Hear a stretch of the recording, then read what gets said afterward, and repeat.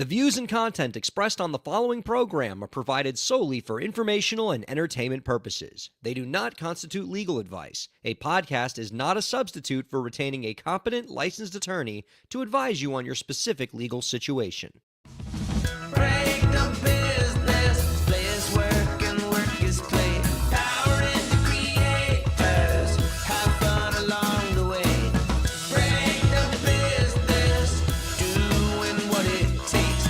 Celebrate success and learn from the mistakes. How's it going, everybody? Welcome to the show. It is time for Break the Business, where we empower indie creators and have some fun along the way. I'm Ryan Kairalla, and it is a pleasure to have you here this week. Boy, do we have a fine program for you this week to start 2025 off.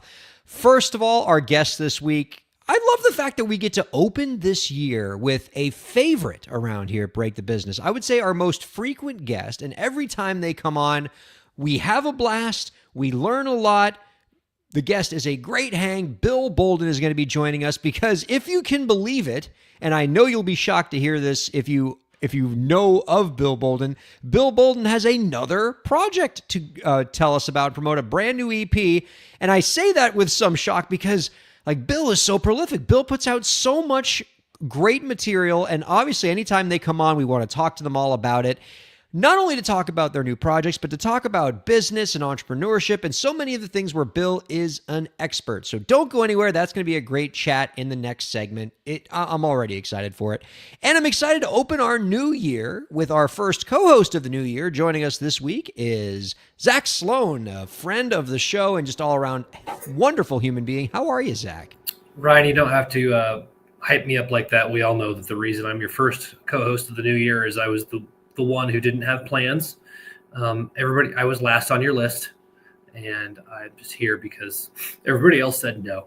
No, I have to say nothing but nice things about you. One, because I genuinely feel those things. And two, because I have been told your mom is actually watching the show right now. You're visiting your mom for the holidays. And so I really don't want to get on her bad side. I don't need moms getting upset. And so I will have nothing but kind things to say about you and your handsome face for the rest of this program. Oh, my mom will mess you up. I know she looks nice, but she's got a left hook, man. You got to watch it. I believe it. I saw her before the show. That looks like somebody who would be totally sweet and then just bam, pop you right in the solar plexus.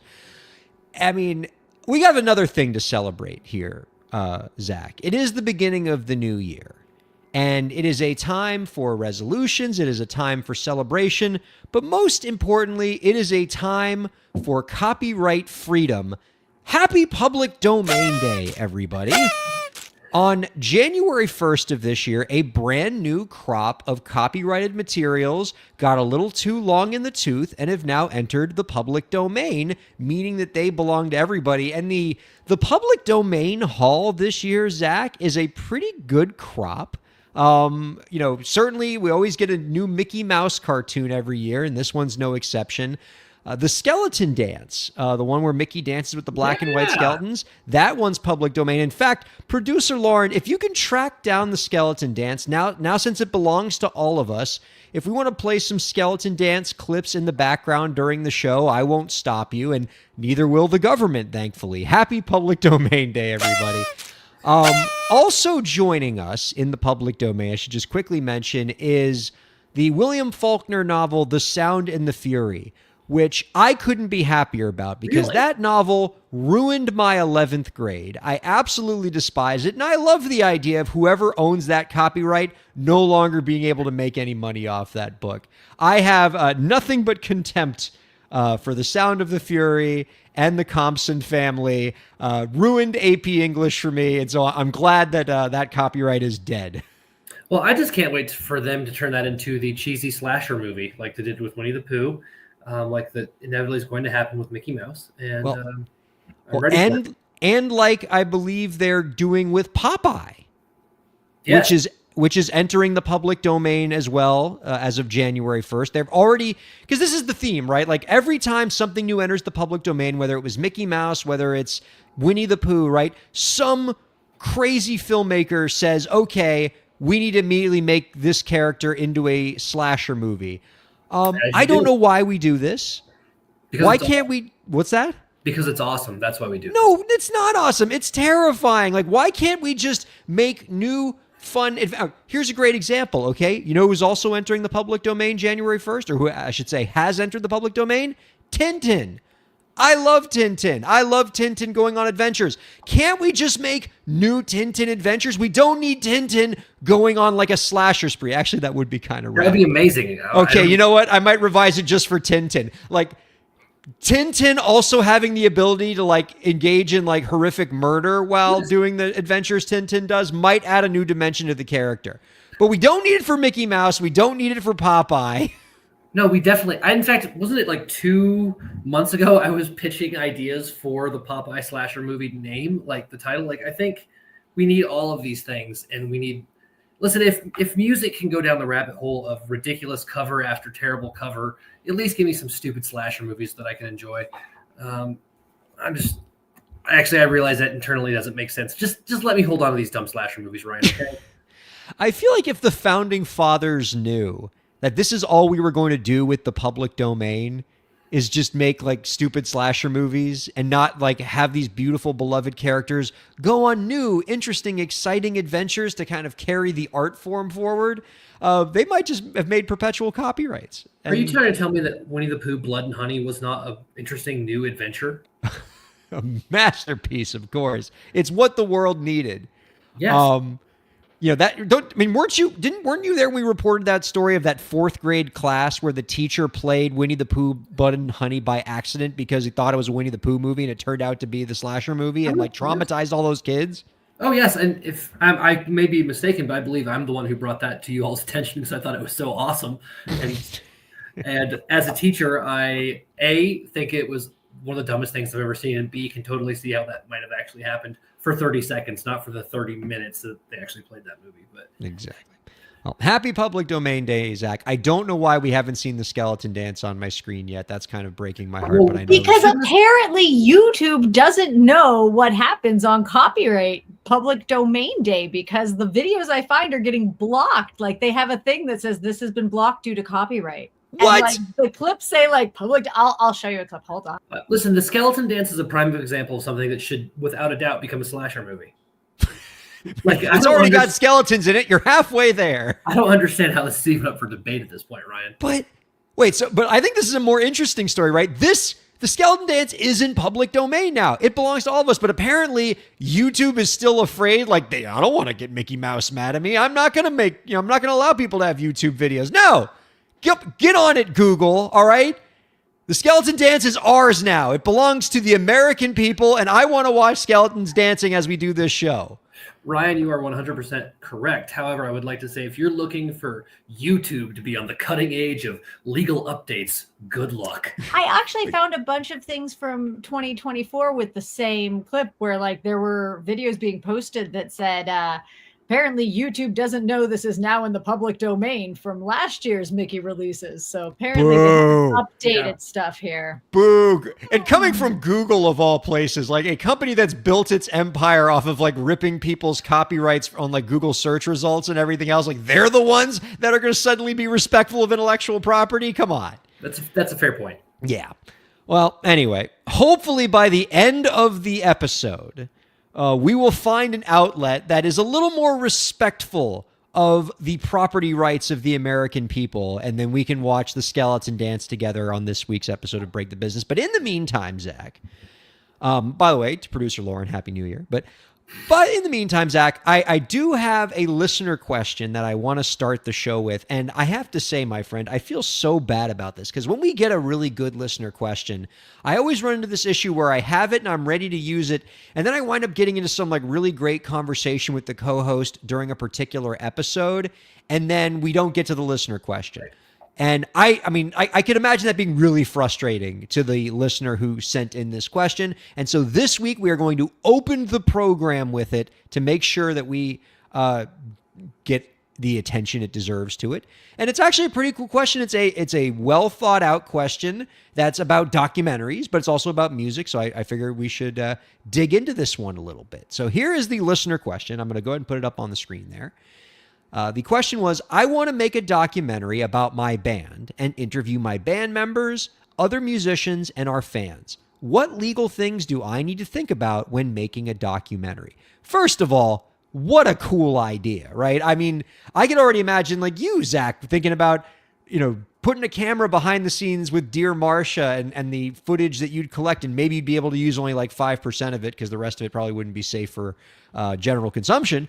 But I mean, a documentary about your band, doesn't that sound like a really good way to sort of promote your band, to like, endear your band to your fans, to give people an inside look at the life of you and your fellow musicians? I love this as just a marketing idea before we even get into the legal questions. Yeah, I think this is fantastic. And actually, I think one of the better bands I've ever seen do this was actually Pantera back in the late 90s. They made an entire video that was basically a documentary of what it was like to go with Pantera on tour.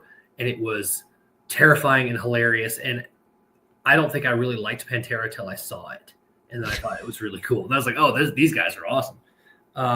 It's a fantastic idea. And I love two things. One, I love the idea. And more importantly, I love that they're looking to get ahead of any potential problems. I'm not the expert here on this, Ryan. That's your wheelhouse. What do these people need to do? Well, I mean, I'm glad that they're thinking of this the right way. Like, if you're actually serious about making a legitimate documentary that you might actually want to try to put on streaming services, enter into film festivals, as opposed to just like, something that I'm going to put on like, my social media profile or something. Like if you're talking about a real, actual, honest to goodness documentary, you want to get your legal house in order for it. Now, I'll start this by, of course, repeating the disclaimer that we have at the beginning of the show, right? Which is, I'm a lawyer. I'm not your lawyer. Your legal situation is going to be unique. I'm going to give you some general thoughts here, but you're going to want to bring in your own attorney to advise you on your specific situation. Now, that being said, here's the thing that I will often tell documentarians when it comes to the legal compliance of your film, right? There's a lot of moving parts, but if you were to try to cover your bases in kind of a simple slogan that you want to remember, it's take care of your nouns. That when you want, if you're talking about the things that you have to do for the legal compliance for your documentary, take care of your nouns. What's a noun, right? We all learned about it in school. Nouns are persons, places, and things. And so when you're making a documentary, you need to make sure that every person, every place, and everything that is used in your documentary, that shows up in your documentary, that is featured in your film at all, is properly accounted for, is properly papered, and properly signed off on. So when we talk about persons, we're talking about the people that show up in your documentary, whether it's a person that's doing an interview with you, whether it's somebody that's being featured in your film who walks into a shot or something like that, right? All those people need to be legally papered, which means you need release forms, right? You want all of them to sign forms that say, we agree to be in your documentary, you have the rights to use my performance in your documentary, and most importantly, we waive all legal claims against you if we don't like the way we are portrayed in your documentary, right? That's how you take care of the people. What's the next noun? Places. Any place that you go that you're filming, you're going to want to have the proper paperwork for that. And usually what you want to use there is what's called a location release. So if you're going to shoot at a venue, if you're going to shoot at a school or something, whoever has the rights to let you use that venue, make sure that you got them to sign off on using that space. You might shoot at something like a park or some other public location where you need to get a permit. So, you got to get the paperwork for that too. But that's places. And then finally, things, any objects, any, physical or non-physical things that show up in your documentary, like a photograph, like video footage from another film or a news clip. All of that stuff has to be papered. A big one that a lot of documentarians have, often forget, and it's to their own legal peril, is the thing of music. If you have music playing in the background of your documentary, every note of music that appears has to be properly papered. Sync licenses, master use licenses. It's nice if you're making a documentary about your band, because presumably your band controls much of the music that's going to be featured in your documentary, so that's going to be easy from a paperwork standpoint. But if you want to use anybody else's music, you want to get that signed, you want to get that papered, the sync licenses, the master use licenses. But if you take care of your nouns, persons, places, things, and get that paperwork, that's a big part of the battle. Above and beyond that, we're talking about, if you're going to have crew members, you want to get agreements for those people. Always a good idea to get insurance for the production, errors and omissions insurance, general liability coverage in case something goes wrong with the documentary, somebody gets hurt. But you do that, you take care of your nouns, and most importantly, you find a lawyer to advise you every step of the way. You're going to be well on your way to making sure your legal bases are covered with this doc. Can I ask you a follow-up, Ryan? Yes. So I have been in a documentary where, of course, I signed the release, the waivers, all the things. And my band is in it, right? We were the band being recorded for this shot or this scene. I noticed, this put my little spidey senses going up. When we did this, and this is years ago, I don't think it ever actually even aired, but there was a post put up on the front door of the venue that said, by coming in tonight, you are acknowledging and accepting yada, yada, yada, that your image may be in this documentary. And so I was just like shooting the breeze going, so you didn't have every single person fill out a form, and they're like, no, that's too cumbersome. And I was like, well, I've done that before for other projects, but whatever. Is that something, what's your take on that, Ryan? Should everybody be signing some releases, or is that type of blanket thing a good shortcut? That's a fantastic question, Zach. I actually was just having this conversation not 72 hours ago with a documentarian client who was running into the same issue where they're like, look, I'm going to be like, look, there's some people who are going to be like in my shot who I am interviewing, right? I'm going to get those people signed, but I'm also filming in like these, random areas where there's just people walking around. Yeah. If somebody, public? Yeah, if somebody's like in the background, way out of the shot, do those people need to sign a release form, or can that we use what you described, where you post a sign up or something, which is known legally as an area release, right? It's usually a sign that you put in the door of the building, or maybe in the like areas like right outside the view of the camera that say, hey, we're shooting something. By walking past this point, you agree to be in the documentary.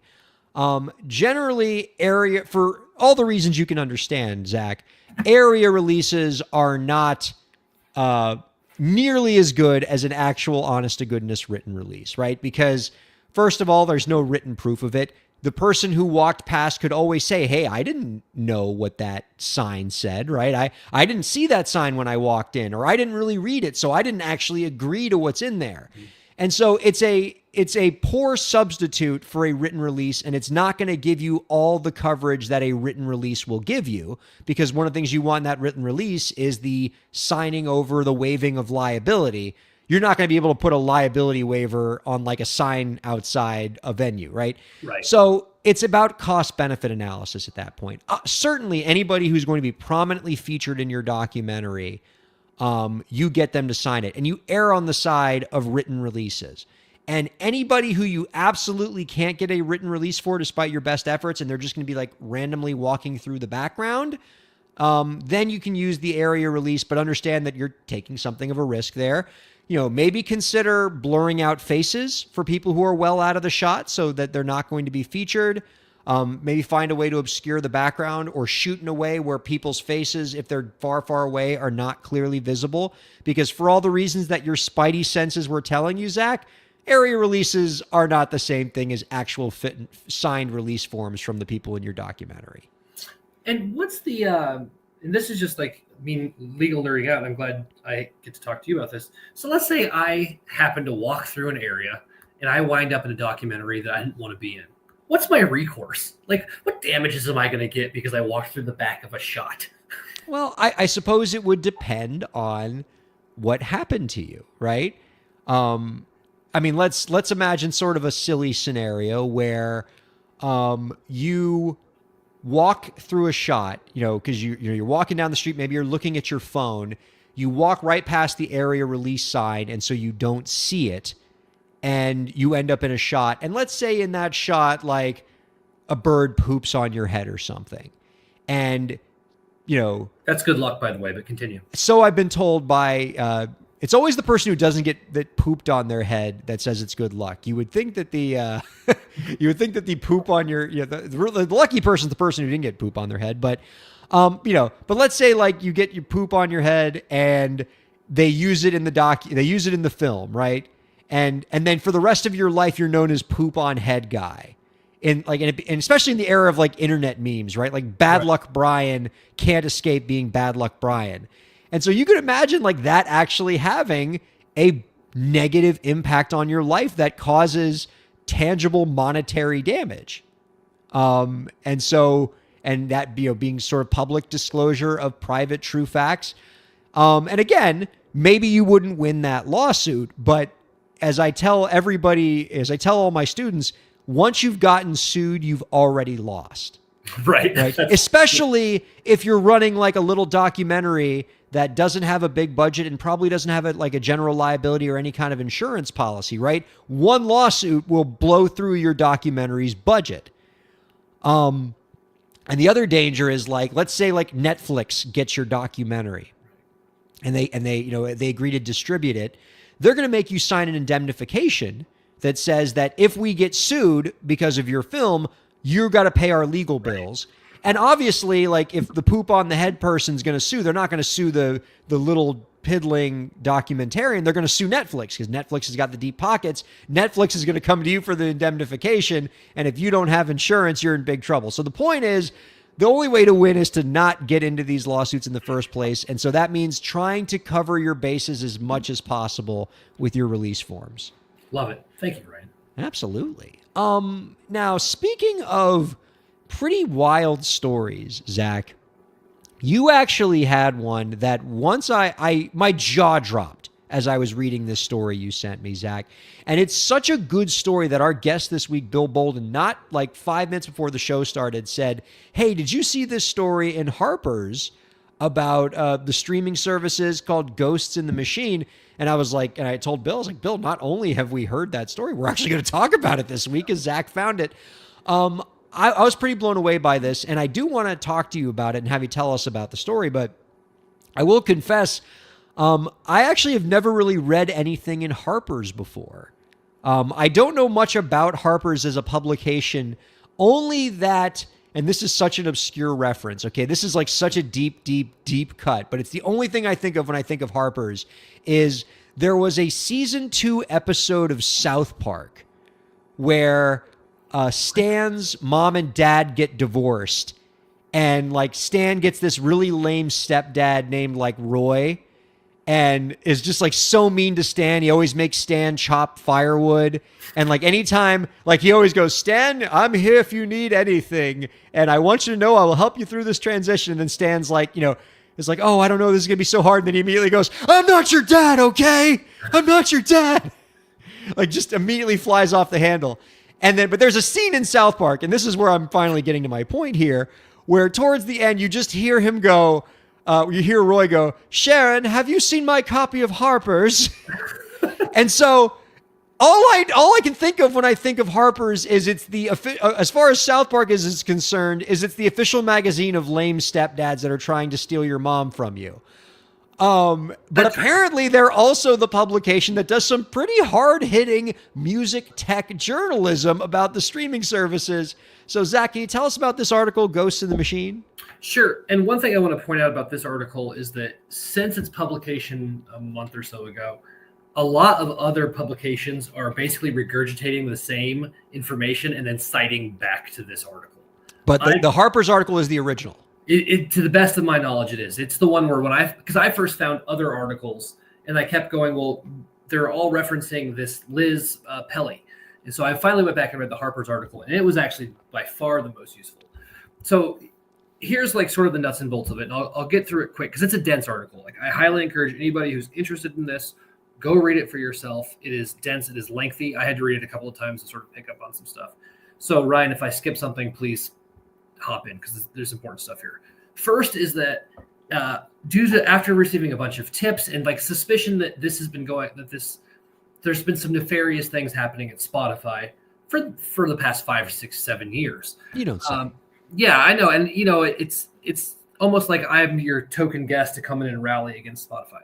But in this case, it's not just me. The journalist starts receiving some tips that there are fake artists on Spotify. Now, this is nothing new. we have suspected this for years, right? You're listening to a playlist, you go, who's that artist? And you look it up and you just can't figure out who this person is. You Google them, they don't exist, right? Well, this journalist has uncovered and discussed with Spotify and people who've worked through these programs, the Professional Feedback Content Program. So this is a program that Spotify partners with, where Spotify is partnering with other production companies to basically flood their own playlists with basically Muzak, not even Muzak, it's like stock music. So, and the long and short of this is that if they are purchasing or licensing royalty-free music, and this is, say, 50% of the Spotify playlist, that means they're only paying royalties on the other half, right? So this is cutting out royalties to actual artists. Specifically, this is cutting out independent artists, right? Because Drake's a bad example because he just got eviscerated by Kendrick Lamar. Kendrick Lamar is not being pulled off of playlists, right? Kendrick is safe, but Dear Marsha is not, right? And so these independent artists who are not household names around the world are getting bumped for these, fake artists. Some of these artists are AI generated. Some of them are making just low budget, cheesy music that is supposed to basically pass in the background. Well, they talked about like Epidemic Sound, which is a pretty well-known stock music company. Yeah, and also, why would you name yourself Epidemic Sound? This is post-COVID, whatever. At any rate, I digress. Now, to be fair, Epidemic did predate COVID. No. And you should change your name. All right, come on. But specifically, this is hitting classical music, instrumental jazz, electronic music, basically music that doesn't have vocals, right? So the instrumental music that you throw on a light jazz playlist so that while you're working, you have this music in the background, but you're not paying attention to it. Those are the playlists that are getting hit the hardest. And it's funny that you bring up Epidemic Sound because they are the dominant force in this, right? They have this flat fee buyout model that excludes the artists who are on it from performance rights, from their PROs for getting paid royalties. So this is cutting out long-term earnings for those musicians, right? In addition, also using AI tools to create just completely, non-human music to go on these playlists, right? This brings up, and I can tell from Ryan's face here that he is thrilled. He thinks this is the best thing in the world. Oh yeah, just a welcome development. So if I have this right, Spotify, a platform in which the more your music is played relative to all the music, the more money you make.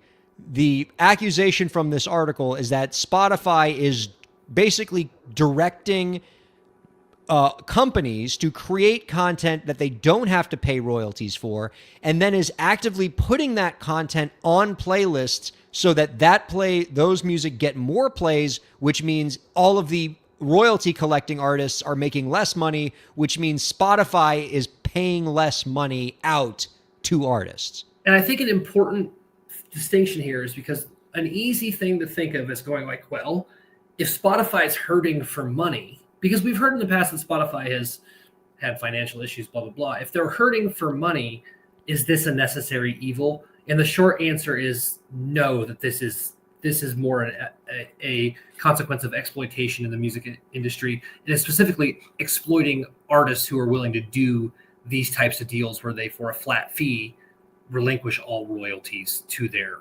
music. Or in this case, with Epidemic Music, they're paying a licensing fee, a subscription-based service to use this music, right? It really, really bothered me. And then I get to the part in the article where they start talking, where there's people talking under the condition of anonymity. There are artists who are making this music for Spotify. And they talk about how just utterly soul-sucking it is. And I was like, well, no crap. Yeah. Like, I feel bad for them on the one hand, because like we've all been there, you got to make a living. But at the same time, like, nobody gets into music so they can make background music for a Spotify playlist. That's not what you're doing. Nobody loves doing that, right? And so there is this concern that I have, and I think the author had, of like the long-term implications, right? Is this devaluing musicianship, right? Is this giving more corporate control, a monopoly of this entire swath of music? to Spotify? And what is the role of generative AI as we move forward? Is it going to completely revamp the industry? Is it going to destroy smaller independent artists? I don't see.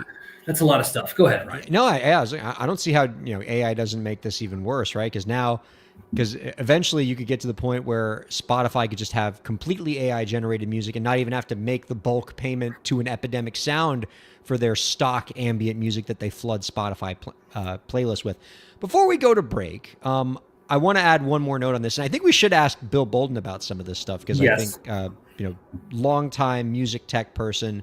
Bill's going to have a lot of thoughts on this article, but this story, Zach, which is kind of a bombshell, does provide me with yet another opportunity to do one of my favorite refrains when it comes to streaming services, which is, oh my goodness, look, another problem with streaming services that could be solved with user-centric royalties.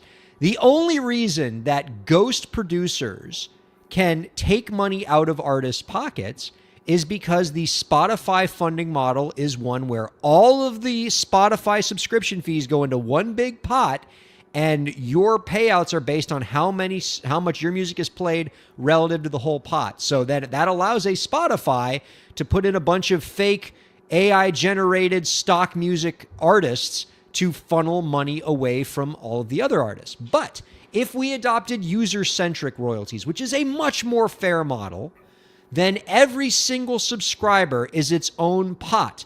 And however much that subscriber listens to of a particular artist, that's how much of that subscriber's $9.99, $13.99 would go to that particular artist. For example, in this month, if we had a user-centric royalty model at Apple Music, my entire Apple Music subscription for the month would delightfully go to Michael Caine, because I have done nothing but this whole month but play my 2-year-old son's new favorite song, Thankful Heart by Scrooge from A Muppet Christmas Carol, which, for reasons escaping my understanding, my son is obsessed with. Your He son's doesn't want to awesome. hear...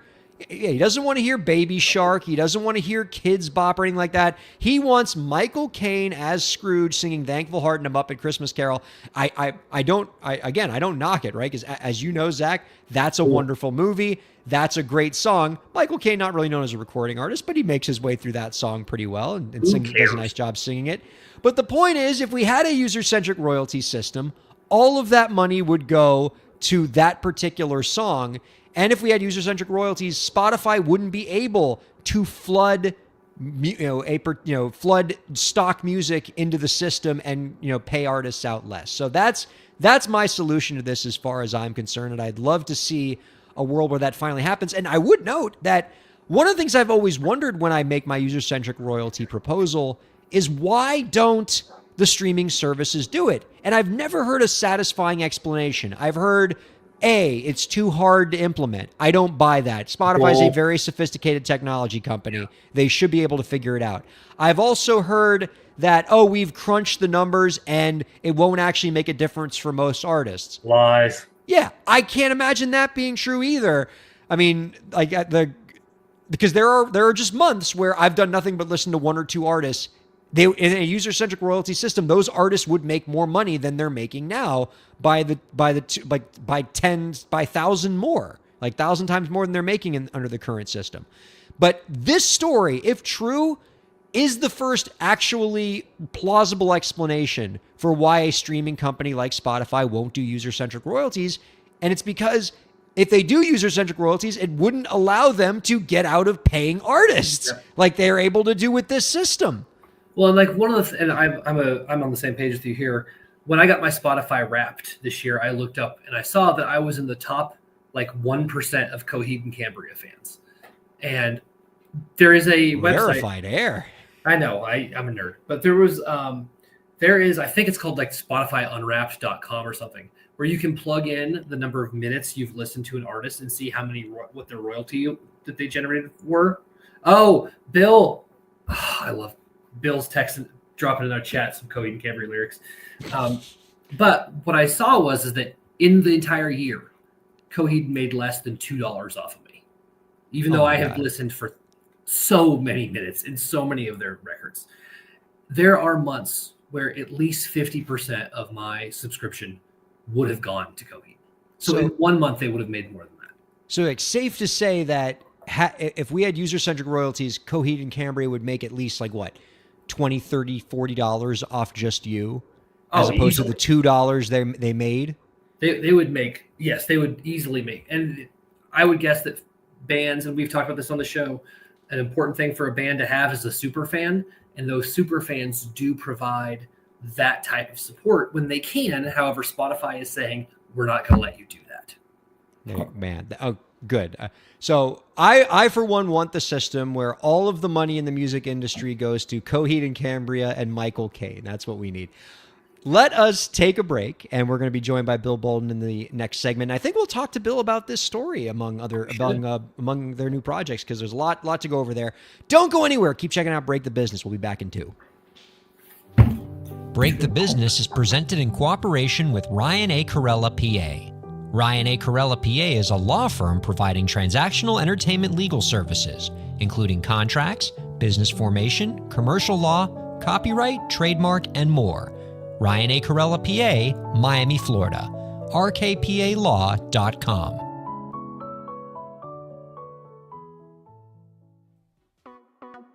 Streaming services for Break the Business provided by LEK Entertainment. LEK Entertainment is a full-service entertainment company offering everything from consultations to full-scale events and productions, including audio and video productions, voiceovers, staged theatrical productions, script and music development, and streaming services. For more information, visit lekentertainment.com. LEK Entertainment wants to help you bring your story to life.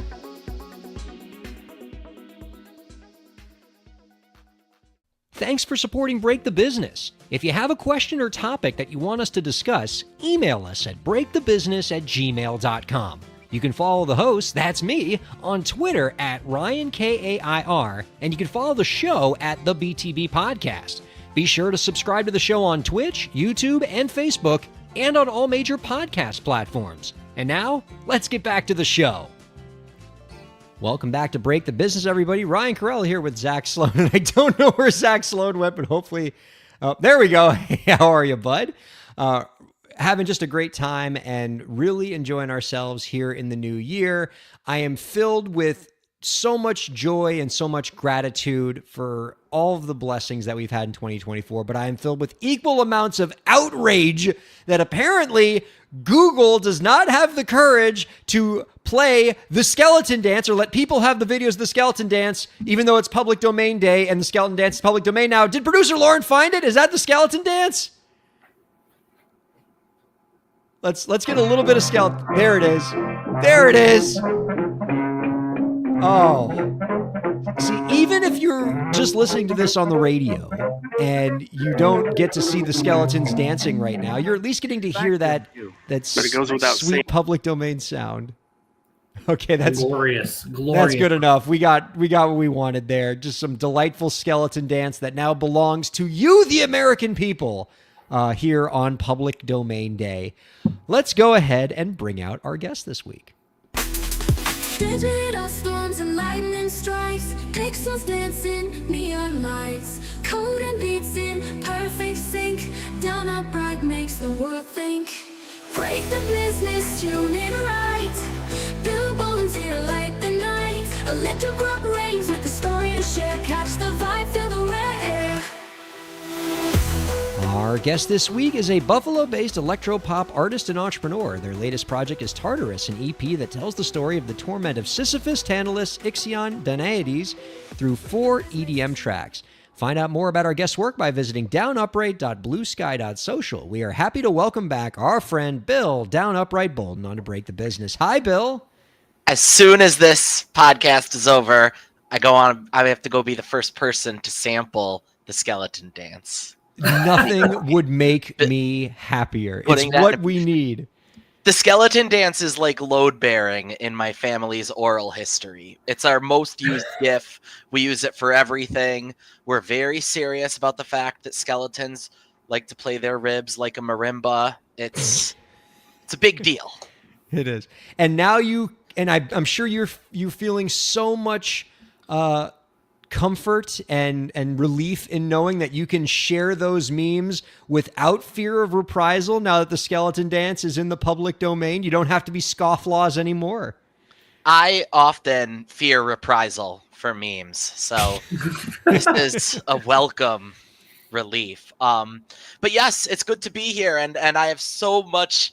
I was going nuts in the chat prior to me being brought on because I had so much to add to everything you said. Good eye, sniper. Yeah. I shoot you right. We do want to talk to you at length about your EP Tartarus because I think it's a cool concept. But yes, we would be definitely doing a disservice to the wide range of expertise you have about music and tech if we didn't bring you in on the conversation from the prior segment. We were talking about the latest article in Harper's about how streaming services are being accused of basically bringing in non-royalty paying, often AI-generated stock music artists, flooding the playlist with them so that they don't have to pay other artists on Spotify as much money. Want to get your thoughts on the story? Sure. I actually have a lot of thoughts about this, and it very nicely ties into Tartarus, believe it or not. So I have become, I think, very aware as I've watched the music streaming scene mature that there's essentially a divergent path. There's like a fork in the road where you are either music that means something to somebody, or you are a vibe that only needs to sit with other similarly vibed tracks. And I actually don't think there's a lot of overlap there in the Spotify behavior I see. Like, and this goes for me, but this also goes for all my friends.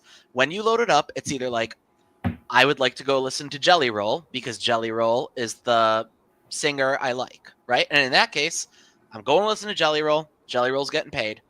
The other use case, though, is like I'm working or I'm doing a workout or whatever. I just need something that sounds a certain way. And it should actually like not stand out or be very individualistic, right? If I'm loading up an hour of minimal techno, please don't actually deviate, right? And that is the half that is getting enshittified.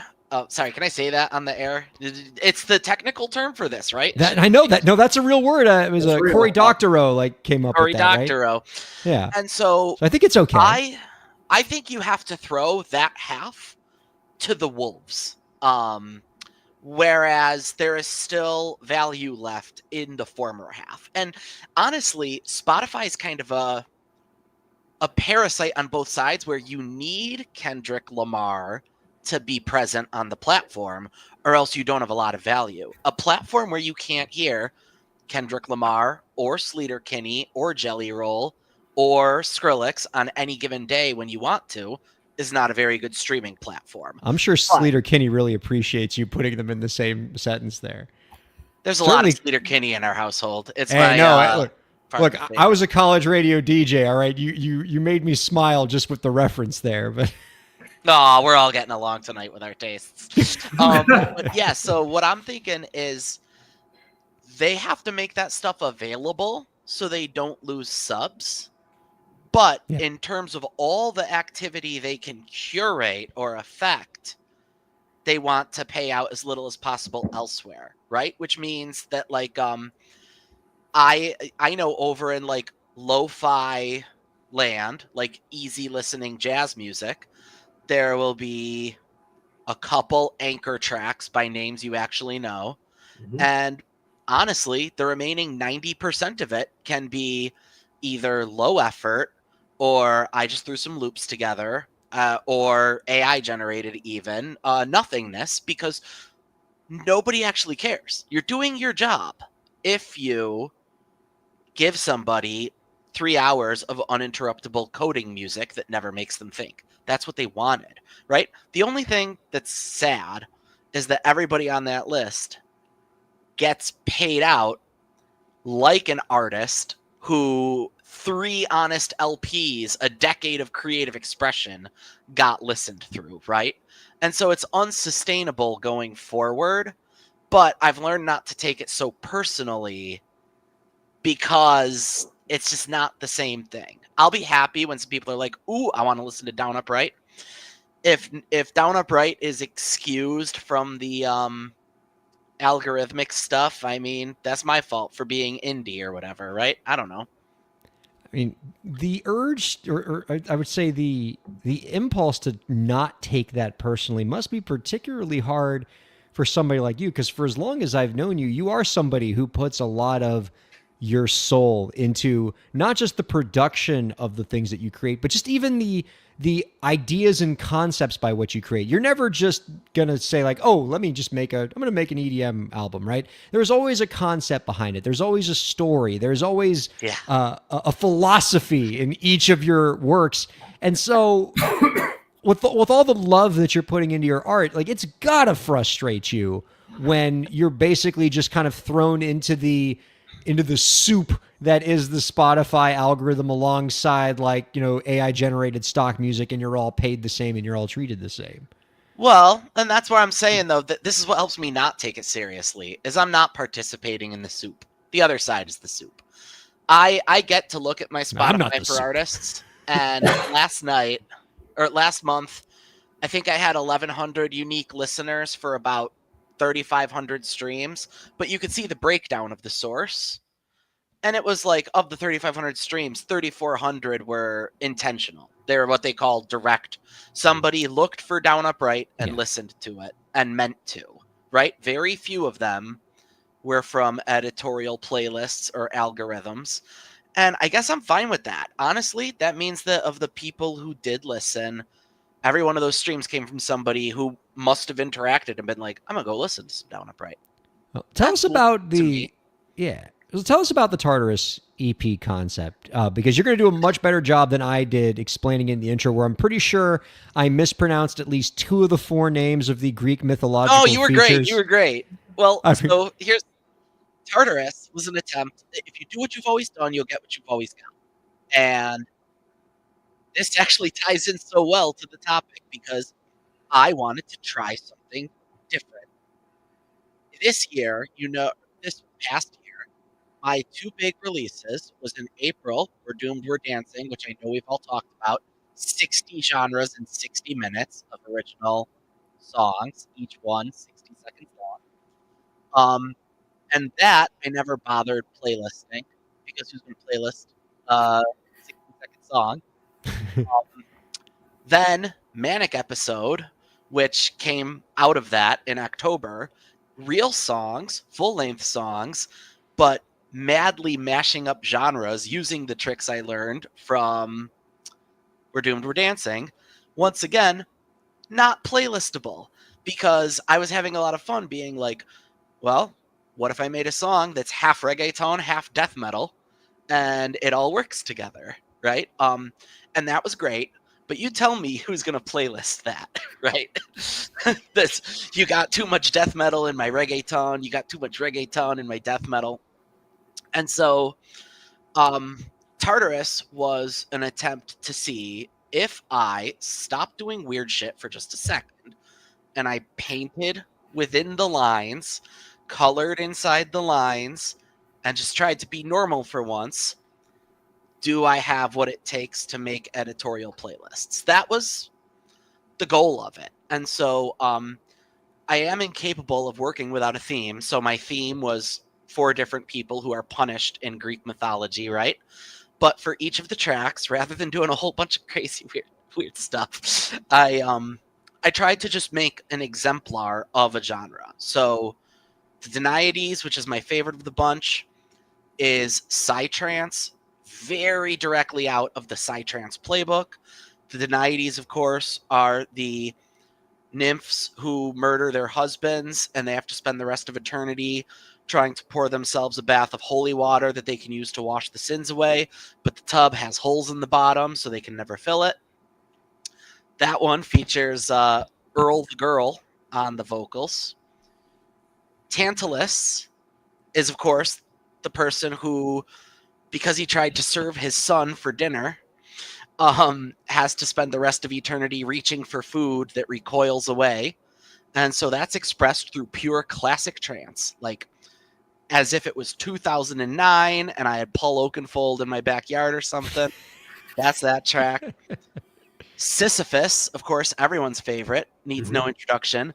I saw a good joke the other day on socials that Sisyphus should be inducted into the Rock and Roll Hall of Fame, which is, yes, right? It's too perfect. So that's Jump Up Drum and Bass with UK rapper Fabian Miles singing about the futility of life.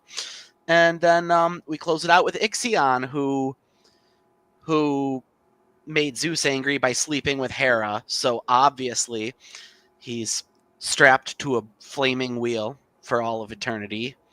And that's melodic dubstep for some reason. Naturally.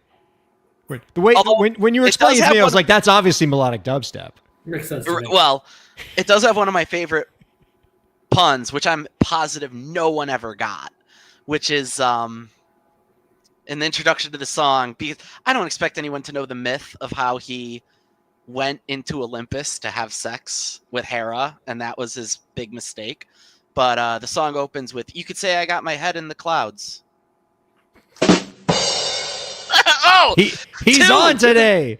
30 seconds. each. The rare double rim shot. Oh man. Anyway, I'm proud of it. It's doing good numbers. It's got some of my highest save rates and highest discovery rates, which is nice. But the purpose was to learn if I started coloring inside the lines, would the very, strict line coloring playlists be more open? And nothing changed. They all wrote back with almost identical rejection messages to the same kinds I got when I was doing weird shit. Well, So be weird. You got So I think the lesson here is be weird, but Yeah. But although, I mean, Zach, you must find it pretty intriguing though that Bill's, because you know Bill for a pretty long time now because they've been on the show so often. That Bill's done so much like weird out there stuff with the music projects that for Bill, the ultimate weird out there artistic project is to do something normal. Yeah, I mean, and Bill, I was very excited when I got the notice that you were the guest today because I immediately Googled you, was like, okay, who's our guest? And I was like, Music to Die Alone in Space 2. I was like, I love this cat because you do the weird stuff. I'm going to listen to all of your new stuff that is inside the lines. I'm sure I'm going to enjoy it, but I think do you ever feel almost guilty? Like you're really known for doing this outside unorthodox material, and I love a good concept album. Did you ever feel guilty, or were you like, nope, this is an academic thing, let's see what I can do? Oh, for the new Tartarus? Yeah. Did you ever feel I didn't really feel guilty. There's still, because two reasons. First, the goal was to learn, because that's data I can use. Would be like, me and my publicist have a recurring joke. We call it the standard playlist response feedback schema, which is, this sounds great. I like the abstract word and abstract word. Unfortunately, my playlist is looking a bit more other word. And I mean, I could pull it up on my screen, right? I'm not going to show you this is warm and the vocal levels are very pleasing. Unfortunately, my playlist is leaning a bit more sparkles. Yeah. This is well mixed and also engaging. Unfortunately, my playlists are leaning a bit more chill. And I guess what I'm saying is that's what I got before, almost nonsensical. And that's what I got now. So apparently coloring within the lines doesn't count. Either that or I'm not good at it. But what I was going to say is that it was also a fun challenge to try to color within the lines because I also wanted to check that it wasn't becoming a little bit of a crutch that I was always doing weird stuff, right? Like there's not really a bar I have to compare myself against to see if I am one of the best half reggaeton, half death metal track makers out there, right? I might be my claim to fame. Yeah. But with this though, You're a shoo-in for Get best reggaeton death metal performance at the Grammys this year. Like, I am when they introduced that category. yeah. And You me got it. and Nicolas Deuce from Argentina and Cocaine Mitch from Brooklyn will all be on stage to accept that Grammy together. Looking forward to that. Yeah. Um, Cocaine Mitch, new album, 3 weeks. Oh, very cool. So, Bill, with the time we have left here, before we get to the final question, I want to bring the viewers and listeners in on a project that you and I have been working on together, kind of under wraps for the last couple of years, but I think we're finally comfortable enough now to tell a bit more people about it, because it's something you and I are really proud of. We put a lot of work into it, and it looks like we're going to be in a position to kind of launch like an early alpha beta version of this. Do you want to tell a little bit about what you and I are working on together? Because I think it fits within the Break the Business vision pretty well. Sure. So I'll give my pitch. By the way, for those of you who haven't heard me on the cast before, my day job is as a tech startup builder. That's what I do. I've launched 25 tech startups in the last 5 years. And so this one is meant to address a problem that is close to both me and Ryan's heart that we agree is real, which is that music degrees in the academy are basically special purpose studies in a certain kind of tonal music that has nothing to do with how you will go on to make money from music in your career. I am a survivor of a music composition degree. I have other friends who have similar stories, and I will say that it is all very cool, and it does help me today as much as knowing anything helps me. Like, it's neat that I can go to the BPO and hear the difference between a Brahms and Chopin because of their stylistic signatures. But I don't remember the last time I got a check for that, right? And so you go to school to become a dentist, you have a good idea what you're going to do when you leave. You go to school for law, you have a good idea what you might do when you leave. You go to school for music, your options probably feel like you're either going to get a job with a Philharmonic or you have to become Taylor Swift. So this is where our startup fills in the gap. We bring mentors to college, education, music academies that represent 50 plus different ways you can make a living in music, almost none of which you're probably taking classes in because they are all some combination of new or not related to classical tonality. And what the software does is we give it to the school, and students are just welcome to come on and ask for meetings with different mentors who can tell you, this is actually how you can become a film composer. This is how you can become a voice actor. This is how you can become a touring manager. This is how you can make Foley for games. This is how you can be a Twitch streamer. Like, there are thousands of other ways to make money in music besides being Taylor Swift and getting a job at the Philharmonic. And we want to help the kids be aware of those.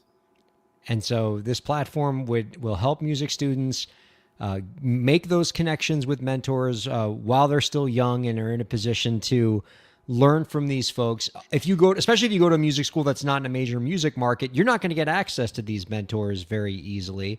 And most importantly, the platform itself is going to be free to the student. Unlike a lot of mentoring platforms out there where you have to often pay a lot of money, well beyond the budget of a college student, to talk to a mentor, this platform will not charge the student anything. You get to talk to the mentors directly for free as part of being a college student, and it's a great thing for the students. It's a win for the mentors. I'm surprised how many of the mentors we've talked to who are excited to be part of this because they want to have an opportunity to inspire the next generation. And we're looking to launch it in the spring. We're pretty much almost done with the platform at this point, just crossing a few T's and dotting a few I's.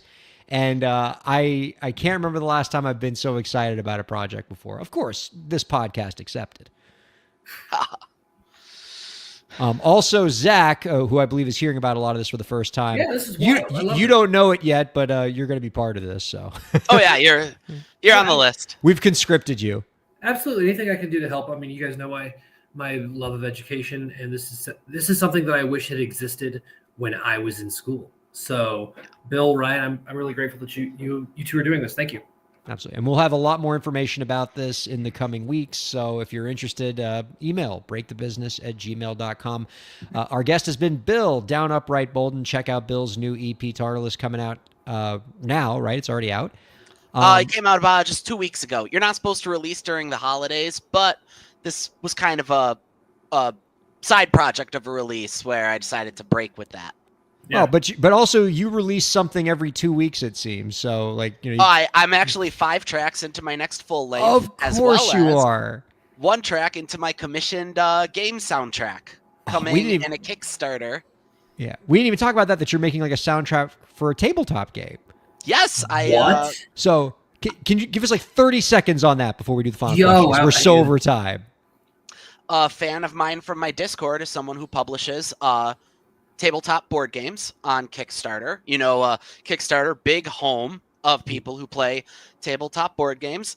And they just had a bold idea, like, what if we promoted the next one we're going to release as a tie-in, that there's also an official album of playing the game for, like, when you play it or music inspired by it.